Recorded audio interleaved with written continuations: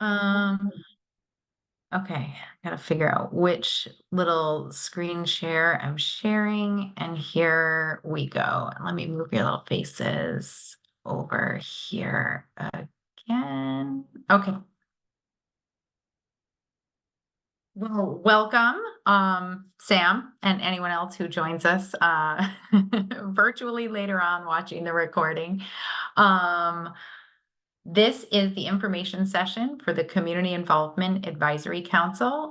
We're currently recruiting for a vacancy in Congressional District 5.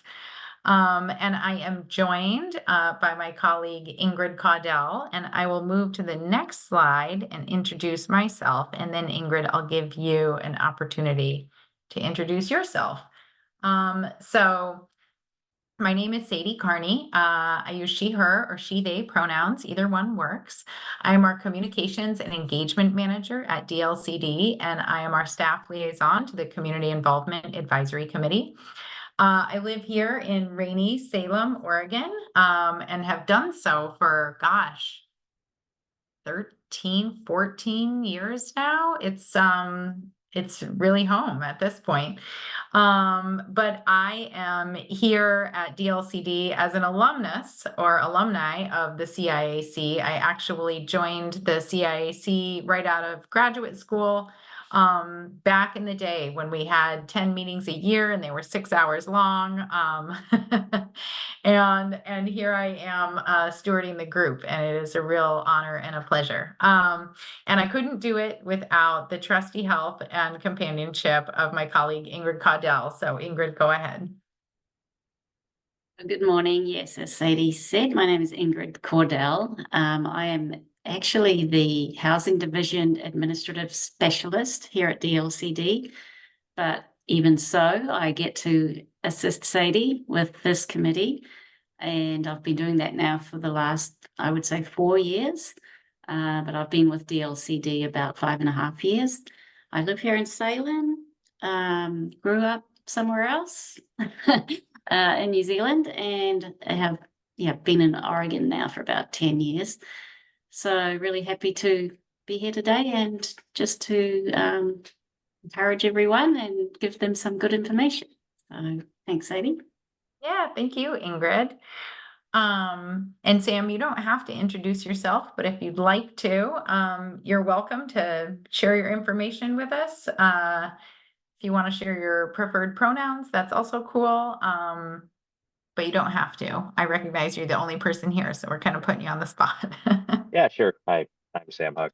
Use he, him pronouns. I am a planner for 3J Consulting and grew up in Oregon, been here my whole life, and currently live in Westland. Interested in hearing more about this. Great. Well, I'm glad you're here. And here I have in the picture with me one of my kids. That's my oldest son, Badger, and he has 3 younger siblings, 2 sisters and a brother. So we are busy house. So we'll start to walk through kind of our introductory slides. And so the first question we have here is, why does LCDC, and that's the Land Conservation and Development Commission, but that would be a very wordy slide, which is, in state government, we end up relying on acronyms quite a bit. But why does the Land Conservation and Development Commission have a committee focused on community engagement? And the answer is it's required in statute. So when they envisioned the state land use planning program back in 1973, which is when Senate Bill 100 passed, this was written into law that the Land Conservation and Development Commission should have a community involvement advisory committee, and it's named in statute as the Citizen Involvement Advisory Committee. But as a practice, we are doing business as or operating under the name Community Involvement Advisory Committee here at DLCD because it more closely aligns with the language we use in-house and kind of the way that we envision the work that we do. Citizen has become a word that can be used to other folks that do not have a full citizenship status, and that is certainly not the intent of the work we do. It's really about bringing community together to join in making long-term plans for the state of Oregon and their communities. So there are some requirements in Goal 1, one of which is helping ensure widespread community involvement in all phases of the planning process. And so planning is different than carrying out planning work, and sometimes people get confused about which is which. But planning is really when you're developing the plans, something that would go into a comprehensive land use plan for a community that would address one of the other 19 land use goals that are part of our land use system, and making changes to those. So it's making either a small change or a whole comprehensive plan change, but it's not what happens when you're carrying out those plans. So for example, if you have an adopted Goal 10 plan, which would be your housing plan, and you were carrying out that work, and the community members said, whoa, whoa, whoa, whoa, you didn't ask me if you could build a bunch of townhouses across the street from my house. That's not that's not a planning violation. That's the city carrying out its Goal 10 plan. And each city and county has their own Goal 1 plan that is written into their comprehensive plan that they answer to. And so our Community Involvement Advisory Committee at DLCD is actually the group that writes the equivalent of our Goal 1 plan.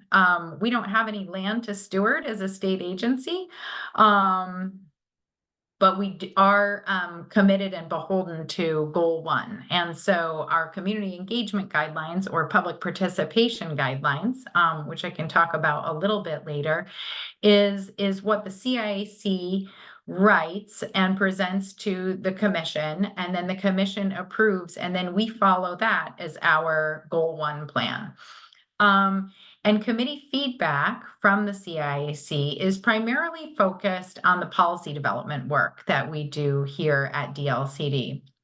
So there is room statutorily and in the goal language, I think itself, to for the CIAC to provide more direct feedback to local governments that have Goal 1 challenges or questions. And while that's certainly an option that we retain and remains open for local governments, the instances where that is necessary are fairly few, whereas DLCD's policy development needs, and that would be when we are creating new state land use laws around one of the areas in which we have the purview to do so. So that would be housing or transportation or rural land use, solar field development, etc. We have a need to do that pretty consistently through the years, or the way we operate is by the biennium, which is 2 years. And so we are seeking feedback pretty consistently from the CIAC on how we approach that work, how we engage the community in that work, how we get the right voices at the table in that decision making. Okay, so the next question I'm asking myself here is how many people are on the CIAC? How big is this group? And the answer is 10. We have 1 position available for each congressional district, and we have 4 at-large positions. And I think with the, once we have a person in place for CD5, we will be fully impaneled. So we will have the whole group of 10. And then I talked a little bit about this in an earlier slide, but how do we influence community engagement at a statewide level? And I started to talk about this. So Goal 1 is applied at the local level. And you can see here I have my little statutory adjustment, though it is not adjusted in statute, it's adjusted for our language internally, but community engagement being citizen involvement.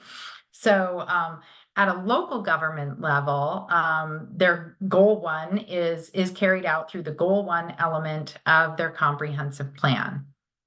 And that needs to be adopted and approved by LCDC or the commission. And then at a statewide level, we use the CIAC to help us bring a broader lens to the considerations we are making about community engagement at a policy development level.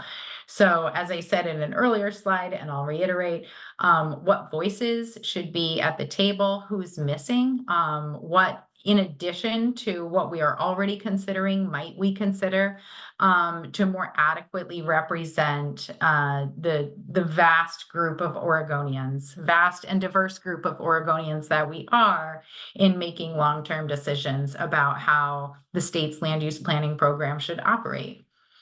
And I mentioned here LCDC's community engagement guidelines. That is what I was referring to earlier. So this is a 5 or 6 page guidance document for staff.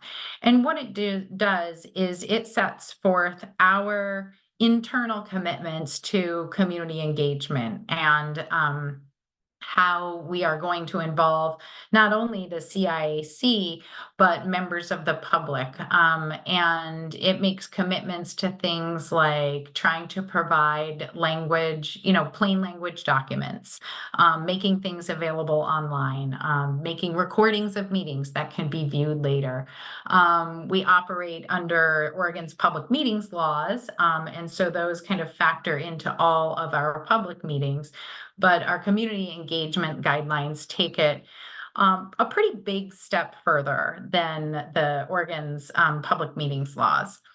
And we just presented those to the Land Conservation and Development Commission at their last meeting in March, and they asked us to make some additional revisions to further incorporate the commission's racial equity framework for decision making into the document. And so we're still actually in a revision process on the community engagement guidelines, and we hope to have those adopted by the commission in their final form at our September LCDC meeting. And so I'm just trying to give you a sense in this slide, which hopefully isn't too confusing at first glance, in sort of where the CIAC fits into the policy development process. And so you can see starting on the left here, we have a policy development need. That is often something that is handed to us by the Oregon legislature after a short or long legislative session, but it can also be something that we internally identify as a need for policy adjustment. And then staff presents to the Community Involvement Advisory Committee and also to our local official advisory committee. And then they may present to other groups that are likely to be impacted by the outcomes. That can include the Association of Oregon Counties, the Oregon League of Cities, maybe some advocacy organizations or business affiliated organizations to sort of help understand who needs to be at the table and how can we effectively move this policy development effort forward. And once staff has received feedback from those different groups, they will take our policy development to the commission for initiation. And initiation is a word that we use specific to something called rulemaking, which is when you are writing or revising Oregon's administrative rules for land use. But that's basically a law. And so when we're making a new law, the commission initiates it in kind of a formal action here at DLCD. If it was something that was not an adjustment to an administrative rule, we wouldn't use that word, but it would kind of probably be the same thing.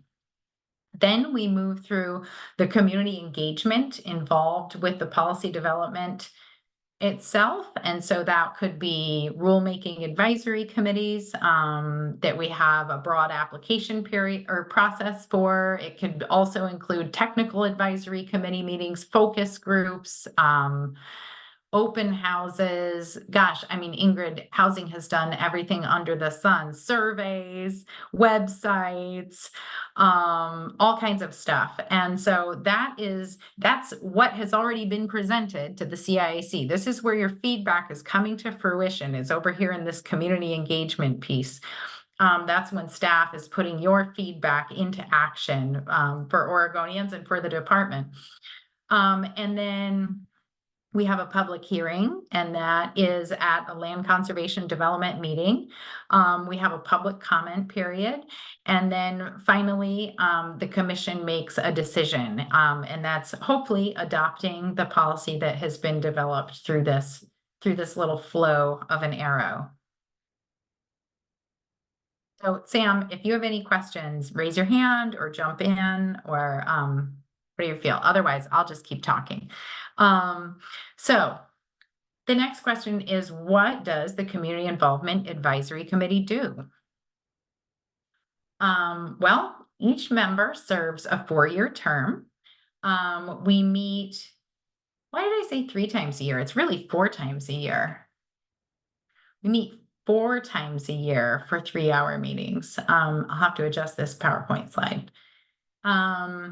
We prepare for meetings by reviewing a packet. I would say, it can vary how large the packets are, but I think that it would be safe to say that our CIAC members wouldn't need to spend more than an hour to maybe 2 hours at the most reviewing a packet. Sometimes they can be lengthy, but I think that typically is sufficient based on what I have talked to our existing members about.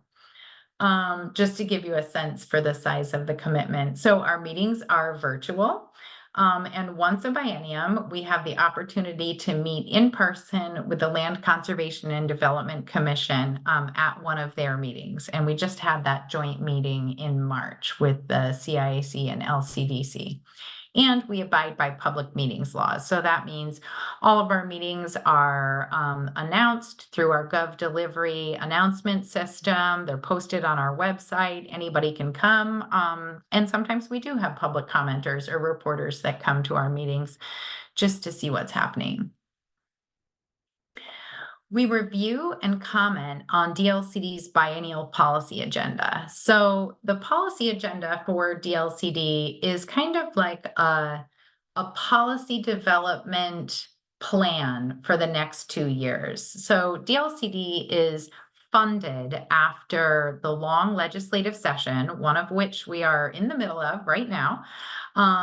But at the end of this legislative session, the legislature will determine our biennial budget. So this is all the money that we have for the next 2 years to do everything that they have told us in the legislative session that they want us to do, in addition to our core work. And DLCD's is a pretty tiny budget, but once every 2 years, we get that. And with that, we get handed a series of responsibilities or rulemaking efforts by the legislature, some of which have funding attached. And that goes into our policy agenda. And as we are building that policy agenda, we look to the CIAC for feedback on areas where both community engagement could benefit development of the policy agenda itself, and then also on items within the policy agenda. So the CIAC might say, it looks like you are doing some rulemaking around solar developments in Eastern Oregon, and that really should make sure it includes the voices of farmers and farm worker housing rights advocates. And we just want to ensure that the department is thinking about that before they initiate. Then you have kind of a second bite at the apple when we get to the individual policy development efforts, which is the next bullet. So we have the policy agenda, which is kind of the big overarching document. And then within that, the different policy development efforts included. And then we also give CIAC members an opportunity to serve on rulemaking advisory committees for the different policy developments efforts. So we call these RACs internally because it's easier than saying those three long words all together all the time.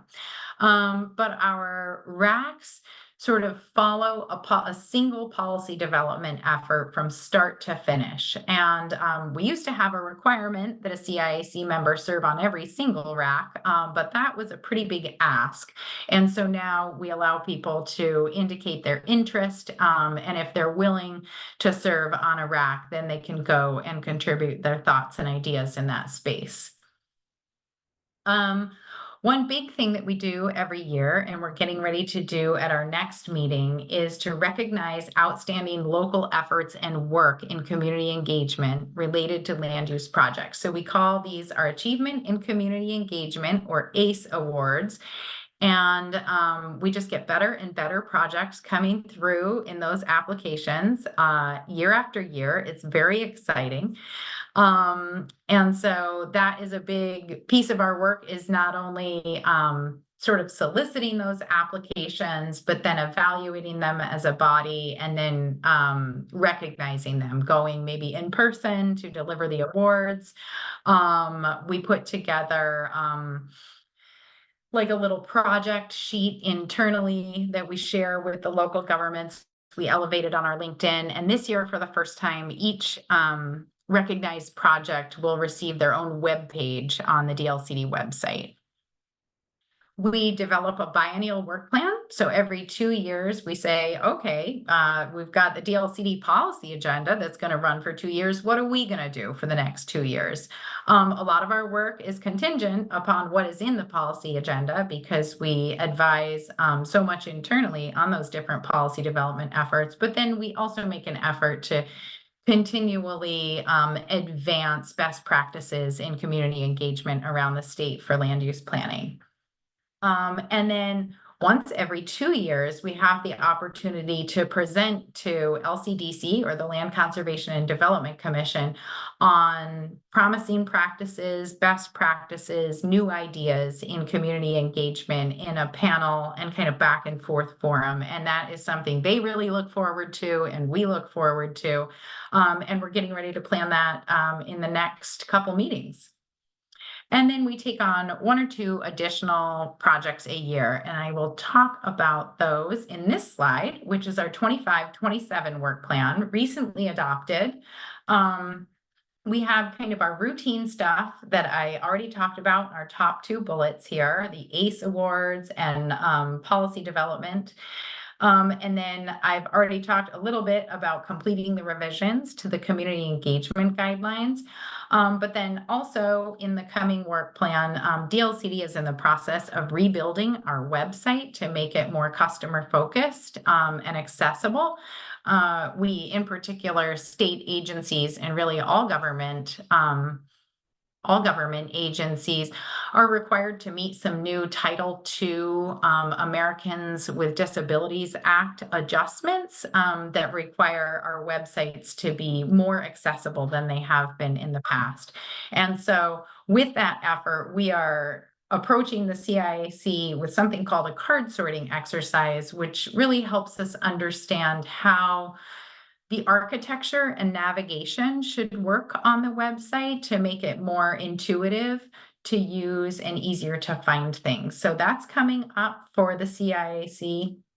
And then also promotion of a toolkit that we just published for local governments and other planning practitioners called the Equitable Engagement Toolkit. And this comes along with a Community Explorer mapping tool that really, we hope, just kind of sets local governments free in terms of how to approach equitable land use planning and equitable engagement.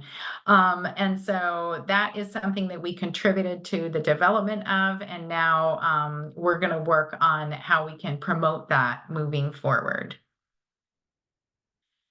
So, what attracts people to serve on the CIAC other than the 4 times a year opportunity to spend time with Ingrid and I, which I don't know who wouldn't want to, but really, I think it is influence on statewide policy development issues. This really is truly getting in at the ground level in terms of helping us plan for how we engage communities and who we engage in our policy development. Um, the opportunity to make equity actionable for DLCD and local governments, an opportunity is the document I just talked about, or one example is the document I just talked about, the Equitable Engagement Toolkit, really giving people ways to move forward with this work in a meaningful way. I think we have a lot of big picture thinkers in the group that have a passion for community engagement. We have some new members that I haven't had the opportunity to even have a single meeting with yet, that I'm looking forward to getting to know and sort of seeing what they bring to the group and what they can add and what they're passionate about. The opportunity to dive in and learn about or be involved with specific policy work. So, when we are doing policy development, if you're interested in serving on a rulemaking advisory committee or a technical advisory committee, certainly we try to make that as available and accessible as possible. A desire to see government function more efficiently and effectively. And folks that want to get the inside scoop from the coolest state agency in Oregon and be 2 steps ahead in casual land use conversations. I'm cracking myself up, the slide that I wrote a little while ago. And so here is a picture of our commission and some of our staff members at a Land Conservation and Development Commission meeting. We're touring Colonia Paz, a farm worker housing development in Lebanon, Oregon, with a mural by Hector Hernandez. We have such a wonderful commission, such an amazing group of thoughtful professionals coming with a variety of backgrounds, so dedicated, very passionate, and it is really a privilege to work with this group. And it's a privilege to work with CIAC as well. And I always look forward to the opportunities to bring the two groups together. So our next steps are, we're receiving applications now. The application deadline is about a week away on the 19th at noon. So we will consider the applications we have received at our May 30th, 2025 CIAC meeting. Very occasionally, we conduct interviews. It used to be very routine back when I joined the CIAC, but it's not something we routinely do anymore. But if we do need to, if it's difficult to make a decision between two folks, we might try to do that and schedule something in.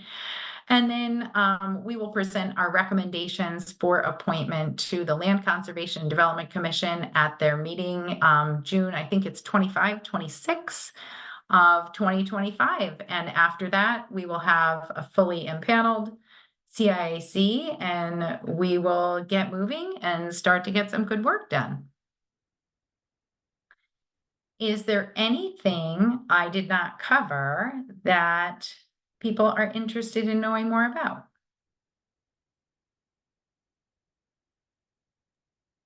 I don't have a ton of questions. I think it was a good slideshow. Thank you. It seems like 4 times a year, about 3 hours each meeting, a little bit of prep work. And those meetings, do they happen? It looks like the last Thursday of the month that it's scheduled on, like in 9 to Actually, the noon. Is that last usually it? Friday. Okay, great. Yep.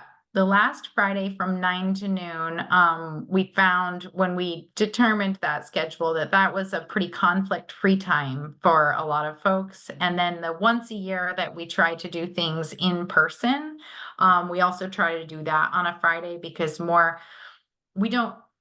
I don't think we may have one CIAC member who is retired, but most of our group is working professionals. And so Sure. If we want folks to join us for an in-person meeting, Friday is usually easier for that group.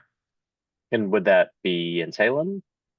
Usually, yeah. I can't think of a time. There was one time in that I can remember that we had a joint meeting, not in Salem, but typically if we have a joint meeting, we would try to bring CIAC members to Salem, and we reimburse for mileage and provide meals and things like that. So if that's an issue, don't let that stand in your way.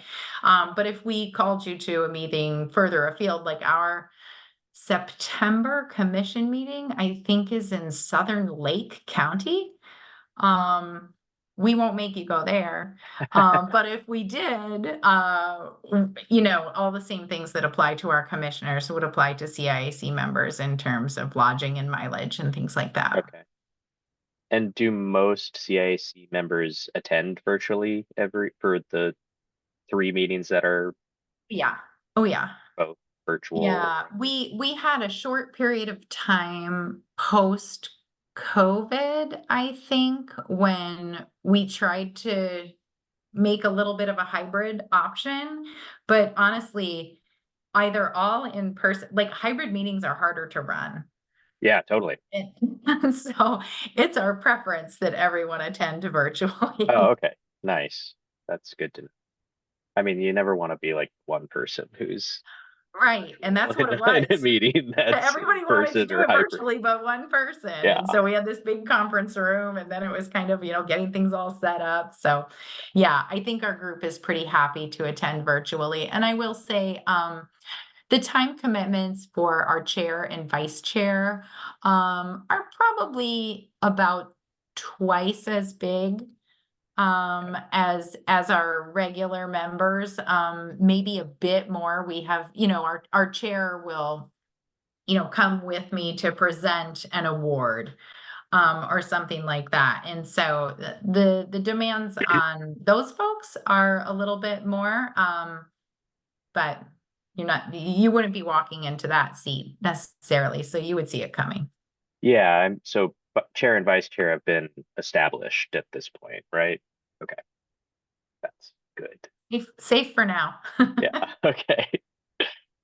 Okay, and then I guess if I have any other questions, I can reach out to you, Sadie, or Ingrid, in between now and you said the 19th at noon is the closing time. Absolutely. Okay, great. All right, so, oh yeah, we have our application deadline, and then there is our phone numbers and our emails.